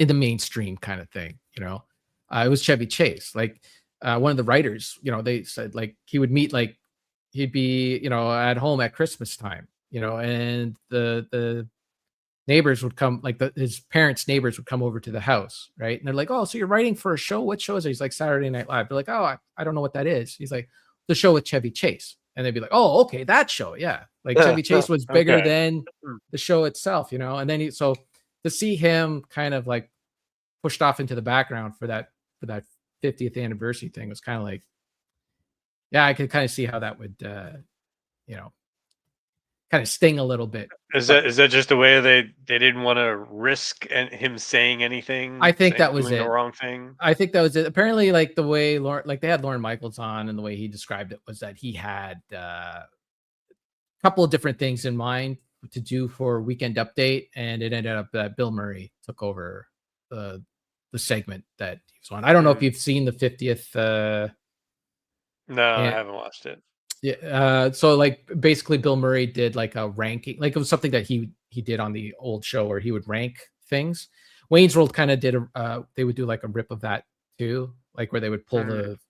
the things out. Yeah. So um he did that, and the idea was that Bill Murray would be covering all the bases because he ranked all the um SNL, or the sorry, Weekend Update anchors, right? So Hmm. the idea was that Bill Murray was like mentioning all of them, so they kind of all got recognition. Um, but it was Chevy Chase wasn't in the actual episode. And there was like Lorraine Newman had a lot of parts, Garrett Morris had a lot, you know. So there was space for that original cast, but I'm not even sure if Dan Aykroyd was there. I don't even know if he showed up for it, but because Dan Aykroyd apparently is a bit of a recluse. I don't know if did I mention that Hmm. before? Like when I watched uh the John Candy one. I Hmm. was like an interview that somebody did with, because Ryan Reynolds produced that movie. It was Ryan Reynolds and someone else. Anyways, they were interviewing Ryan Reynolds, and they were like, "How hard was it to get uh, Bill Murray to sit down and you know do some talking head stuff for the John Candy movie?" And they said actually Bill Murray wasn't difficult to find and track down at all. It was Dan Aykroyd that, Hmm. like, Dan Aykroyd apparently is like off the grid. He does not, like, he'll, like, if you track him down, if you do track him down, he'll do it, but he's apparently hard to get. Who knew? Well, you can't blame him. I mean, just you don't need to be in the spotlight your entire life. Yeah. It's like, leave me alone. Let me do what I want to do. Mm. Don't tell me what to do. Uh yeah, that's pretty much it. I don't know if I watched anything that would interest Richard. Oh, that. Yep. Well, on the theme of Sesame Street and puppets, I did start watching the first season of Alf. Yeah. I've been Okay. popping a few episodes of that in. Yeah. And to be honest, it's not bad. It Yeah. holds up pretty well. Mostly Alf, just he has a lot of great one-liners and little moments, but it's not bad. I know the main actor hated the show and doesn't like to talk about it. well, didn't, he died years ago, but he's got a good chemistry with Alf. Yeah, As much as he hated it, he did his job. yeah. Mhm. Yeah, I only have fond memories of Alf. I don't know if I ever want to go back and revisit it because I'm a little afraid what I might find. I, like I I don't think know. it holds up fine. It's, if you remember enjoying it, there's going to be a couple of jokes that make you laugh. There's going to be other things that are like, okay, this is just complete stock cliche sitcom stuff. Yeah. Uh, Didn't the main actor oh get boy, what was it? addicted to crack? So you're talking about Yeah, the uh, Max Wright was his right. name. Yeah, yeah. I know. Yeah, he had some issues. I remember he was on the He Norm Show as well, right? He had like a recurring role on did that he? show. Yeah, I like know one of the Norm Macdonald sitcoms. he was a stage actor, like a theater actor, and then he Yeah, did Alf, and he didn't really enjoy it. A lot of the actors say it was just a headache of the production of having to deal with a puppet, and take after take of a take of like, oh, the puppet didn't move right and stuff like that. And he just didn't care to uh, talk about it anymore, and he yeah. never really achieved much success after that. So I think he just had a little bitterness to him. It's a paycheck at least. Yeah. When it comes to the television, Sarah and I finished watching the Munsters, like the Oh, original okay. original 70 something episodes of the Munsters. Hmm. Good time. Stood up, stands up, holds up, all that stuff. It's like cheesy sitcom stuff, like Herman Munster is painting the line down the house because Grandpa owns half the house and Herman owns half the house. So you're on Hmm. your side, and I got the kitchen, and you got the bathroom. That's silly stuff. It's But good visual stuff. yeah, it's funny. Like the first few episodes, it's like tons and tons of puns, tons and tons of like, uh, just playing on the fact that they're dead and all that stuff. And then they kind of like they just go into usual sitcom stuff because I think they just kind of ran out of all those ideas. There's only so many puns you could come up with, but Sure. still worth it. Fred Gwynn was like, his comedic timing was just hilarious. He was good. So we finished that, and now we're watching Eastbound and Down, which is Mm. it's a what the heck's his name? Really bad with names. It's a series that came out in 2009. Uh, Danny McBride stars Danny McBride, who's Mm. he's like in a lot of the Will Ferrell kind of comedy circuit era kind of things. Yeah, John Rocker. So it's kind of loosely Mm. based on a real baseball player. He was a relief pitcher named John Rocker, who was just an arsehole, right? Like he would give the finger to the fans and didn't care about what anyone thought. And so Danny McBride kind of made this character, Kenny Powers, loosely based on him. And it's he's just like a prick, right? And Sarah and I tried watching it when it first came out, like in 2009. Sarah wasn't having it because he's a bit of an uh, like he's not a nice person at all, right? But there was only like 29 episodes of the show, and they're only a half hour long. So I said, hey, let's give this another shot. Because there Mm. are a few things that I've introduced to Sarah in the past that she wasn't too receptive to, and she's turned it around since then. So we started watching this, and she was laughing her ass off for the first few episodes. So we carried on, and we're on season 2 already, and it's good fun. So I'd like to go through because he's had that series, and then he had a series about he's like a substitute teacher, and then another series about them running I think he's in that one where they're like a family of evangelists, televangelists or something Mm. like that. So I like to watch all those series because they're short and I keep missing out on them. So, but it's hard for me to watch television without Sarah. I just anytime I have some time on my own, I'm either playing games or I'm watching movies or I'm uh, reading. Hmm. So, anyways, that's it. There Sarah you go. messaged about a minute ago. No, I don't know, a while ago, about 10 minutes Oh, ago already. dinner's ready. Yeah, so I better go. So that's it.